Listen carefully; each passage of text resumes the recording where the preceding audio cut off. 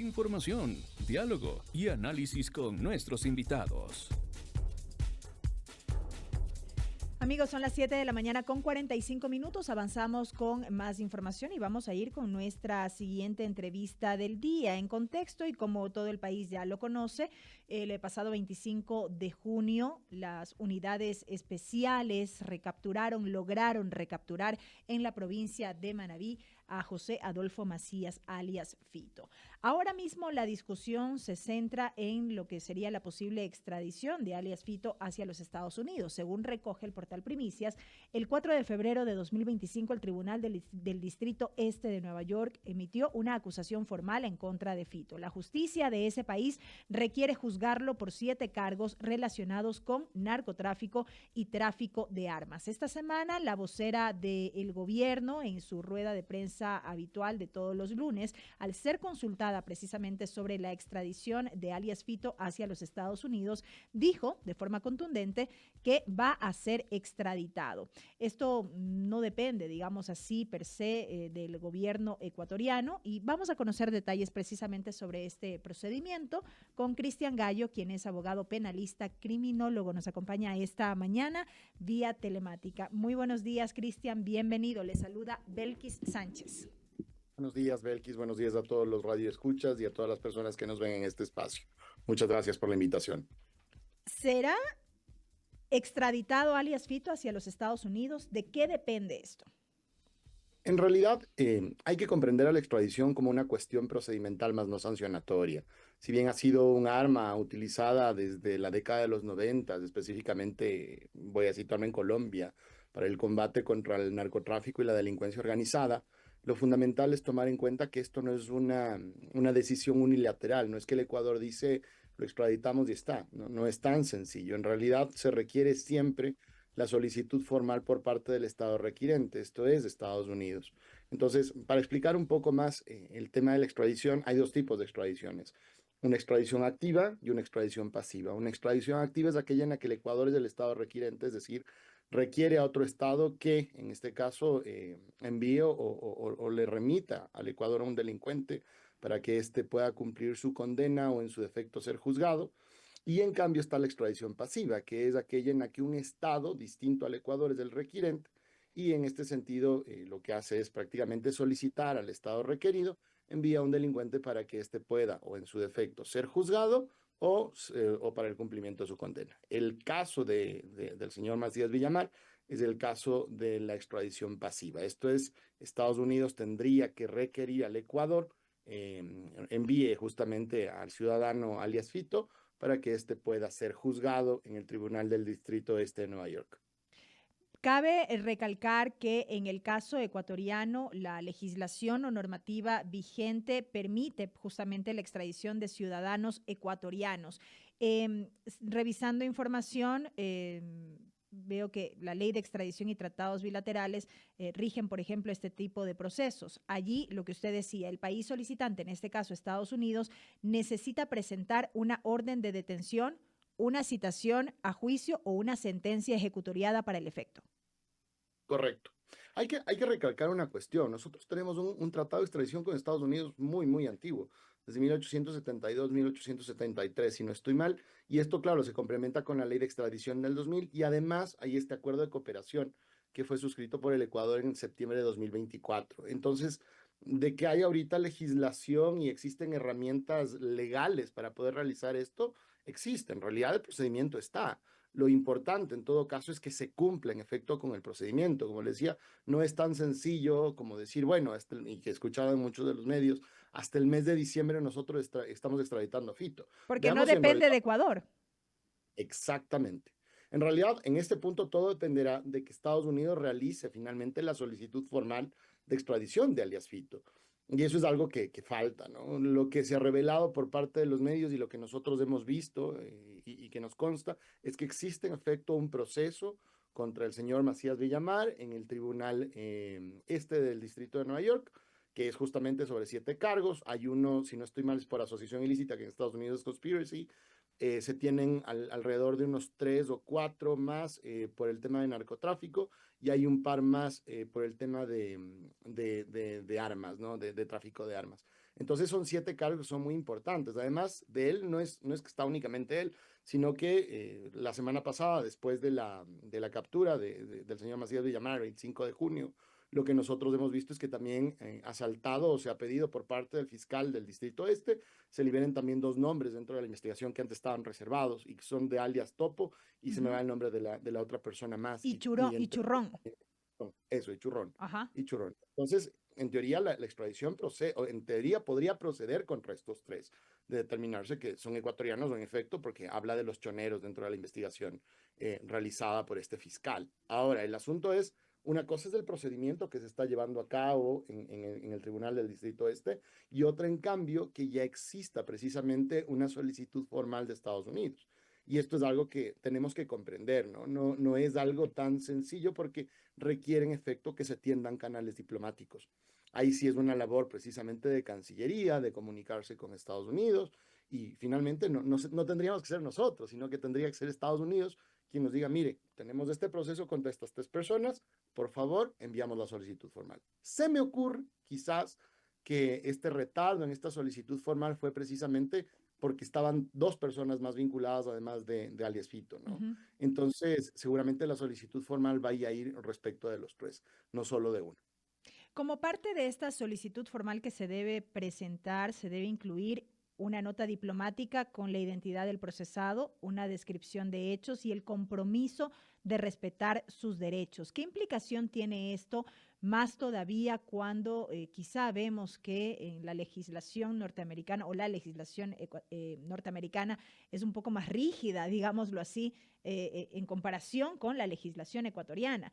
¿Qué alcances podría tener esta parte de respeto de derechos del procesado? A ver, lo importante en este caso es que el análisis de los derechos del procesado es respecto del estado requerido, ¿no? Y esto es algo que quizás no lo tenemos muy claro. Lo Ujú. que le interesa a Estados Unidos en este caso sería extraditar a Fito. Y lo que nosotros tenemos que hacer en el momento en el que se realice el proceso de extradición es analizar que en Estados Unidos se le respetaran sus derechos. Ese es el punto del contenido. Distinto es cuando se trata de una extradición activa. Ujú. Cuando se trata de una extradición activa y es el Ecuador quien requiere la extradición de otro, el Estado es que el Estado requerido es quien se encarga de analizar si van a respetarse o no los derechos.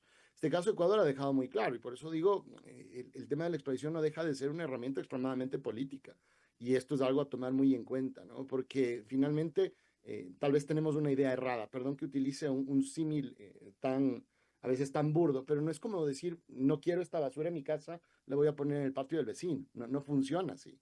Y esto es lo trascendental para comprender el tema de la extradición. Y claro, la cuestión de la extradición de alias Fito no solo tiene que ser entendida desde los intereses del Ecuador, sino que principalmente tiene que ser entendida desde los intereses de Estados Unidos. Actualmente, Estados Unidos atraviesa también un proceso político bastante complejo. Analicemos igualmente lo que ha sucedido con el presidente Trump y lo que está sucediendo igualmente en el resto del mundo, esta idea de no intervencionismo en otros estados, de Ujú. no ayuda a otros estados, de la desaparición de la USAID, y obviamente no creo que Estados Unidos quiera llenarse justamente de estas personas. Y ahí viene el miedo que precisamente manifestaba hace unos días el señor Macías Villamar y que hasta el día de hoy sigue siendo eco en la prensa, de ser enviado a un centro de confinamiento en El Salvador, porque esa también puede ser una posibilidad. Puede ser que Estados Unidos requiera la extradición del señor Fito, lo juzguen en Estados Unidos y después su condena no la cumplen en Estados Unidos, sino que la cumplen en un centro de confinamiento en El Salvador. 7 cargos en contra de alias Fito. ¿Hasta dónde podría llegar la condena de ser juzgado en Estados Unidos? Depende, en realidad el cargo más complejo justamente es el de conspiración para delinquir, ¿no? Es un cargo que tiene de lo que se conoce, porque en realidad eso ya depende mucho de la jurisprudencia que establezca el tribunal, alrededor de 25 a 50 años. Entonces son 7 cargos que van a pesar bastante y que a Estados Unidos también le sirven mucho como una forma de justicia premial. ¿Qué quiere decir esto? Pensemos en lo que ha sucedido y pongo el mejor ejemplo con los pocos ciudadanos o de los primeros ciudadanos colombianos que fueron extraditados a los Estados Unidos en la década de los 90. Pongo el caso de Carlos Leder. Leder igualmente tenía un sinnúmero de cargos cuando fue extraditado a los Estados Unidos, tuvo una condena perpetua que después le fue reducida a la mitad y prácticamente después reducida a 30 años, porque Leder cumple alrededor de 35, 34 años de condena en Estados Unidos. Pero ¿por qué se le redujo? Porque Leder empezó a participar como un cooperador eficaz, en este caso para imputar cargos al dictador Noriega. Entonces, pensemos qué es lo que va a suceder con Fito. Fito muy probablemente sea llevado a Estados Unidos, se le dé una condena supremamente alta y obviamente el Departamento de Justicia hable con Fito y le diga, mira, nosotros podemos reducirte esta condena, pero lo que requerimos de ti es que nos puedas cooperar para investigar a tal, tal, tal, tal y tal persona.